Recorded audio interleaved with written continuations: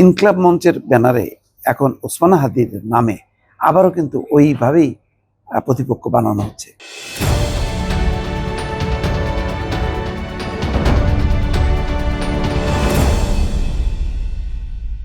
একটা আন্দোলন হচ্ছে, খুব পপুলার বিষয়, সেটা হচ্ছে ওসমান হাদির হত্যার বিচারের দাবিতে।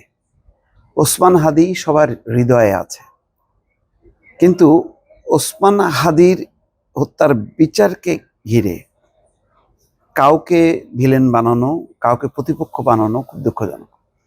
এটা নিয়ে রীতিমতো ভারত বাংলাদেশের সম্পর্ক একটা তিক্ততা শুরু হয়েছে।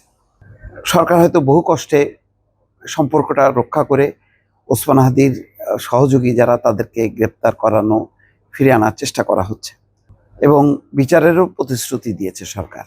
মানে এই মেয়াদেই, তার মানে 12ই ফেব্রুয়ারি নির্বাচনের আগে, তার মানে বোঝা যায় 12ই ফেব্রুয়ারি তো নির্বাচন, তার মানে জানুয়ারি মাসের মধ্যেই এই বিচারটা সম্পন্ন হবে।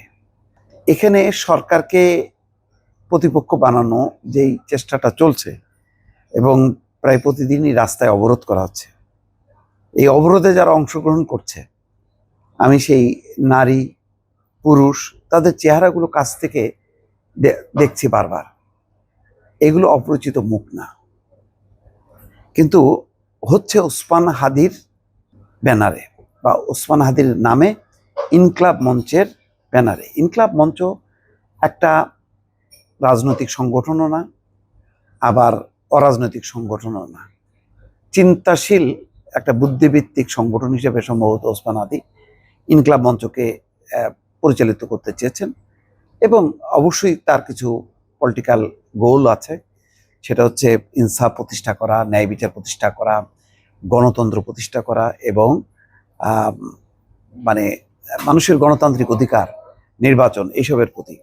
সেখান থেকে সরে যে এখন যেই সমাবেশগুলো হচ্ছে, এই সমাবেশের মানে এটা কি উল্টো পিঠে কারা আছে? উল্টো পিঠে সরকার কি তাহলে ভিলেন? BNP villain?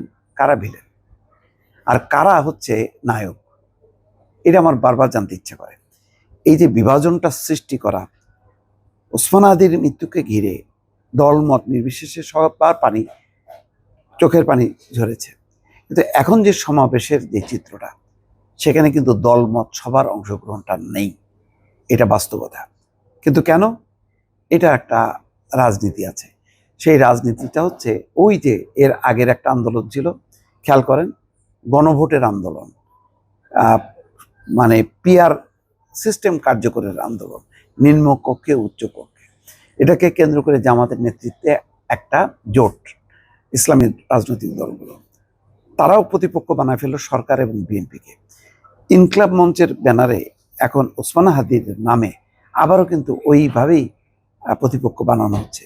আগের আন্দোলন যেমন সফল হয়নি, এখন আর ভুলেও সম্ভবত জামাতের নেতারাও আর গণভোটের কথা বলে না, পিআরের কথা বলে না। আবার পিআরের কথা যদি তারা এখন বলেও, সেই পিআরের কিন্তু বিরোধী এনসিপি বলেছে উচ্চকক্ষের ব্যাপারে তো বিএনপিরও কোনো আপত্তি নেই। তাহলে কিন্তু তারপরেও সেই আন্দোলনটা চলেছে। যখন কি ঐক্যমত্য কমিশনে সবাই বিভিন্ন মতামত দিয়েছে, কারোর মতামত রাখা হয়েছে, কারোর মতামত রাখা হয়নি, কিন্তু তারা ওই কমিশনের আলোচনার বাইরে যে আবার একটা আন্দোলন করে, সেই আন্দোলনও কিন্তু জমেনি। আমার ধারণা যে ওসমান হাদির মৃত্যুকে কেন্দ্র করে যা যা ঘটেছে, যেই উদ্দেশ্য সাধন মহল বিশেষ করতে চেয়েছে, সেই মহলটা এখন ওই সেন্টিমেন্টটাকে বজায় রেখে তারা একটা নির্বাচনী ফায়দা তুলতে চায়। ধারণা করি যে মানুষ যথেষ্ট সচেতন। বিশেষ দলের কর্মী সমাবেশ ঘটিয়ে এই আন্দোলন সফল করা যাবে না। কিন্তু কষ্ট লাগে, ওসমান হাদির মৃত্যুকে কেন্দ্র করে, তার বিচারের দাবিকে কেন্দ্র করে শুধু এইরকম একপক্ষীয় আন্দোলন, একপক্ষীয় সমাবেশ, এটা দুঃখজনক।